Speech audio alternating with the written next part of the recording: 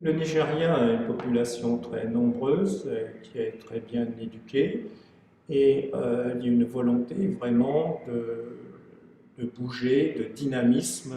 Les Nigérians sont des entrepreneurs, donc pour eux, regardent sur le plan économique ce qu'ils vont pouvoir faire et à l'intérieur du Nigeria et à l'extérieur.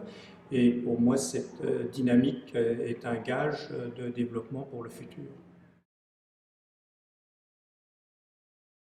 Oui, dans certains secteurs, notamment le secteur agricole et agro-industrie, il est clair qu'il y a une volonté et il y a eu des résultats donc, de produire localement euh, pour importer moins de produits agricoles, par exemple.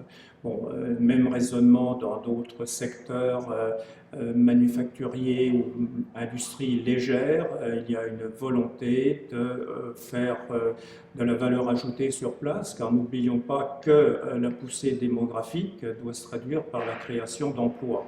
Et un pays, surtout un pays comme le Nigeria, ne peut pas être un gigantesque supermarché où tout est importé. Il faut créer de la valeur ajoutée.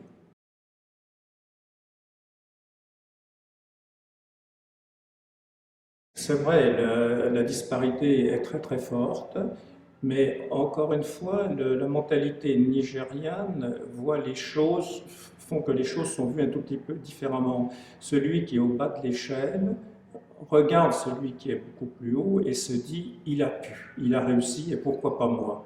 Donc il y a une envie qui n'est pas une frustration.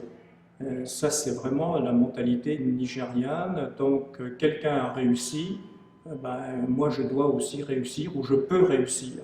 Bon, la vie, vous savez comme moi, c'est l'espoir. Donc à partir de là, je pense que ça crée une dynamique. Alors il ne faut pas non plus pousser trop loin les écarts entre le plus pauvre et le plus riche, hein. Donc, et tout ça dans un contexte quand même très fort de famille, de la cellule, que ce soit familiale voire tribale, est extrêmement forte au Nigeria.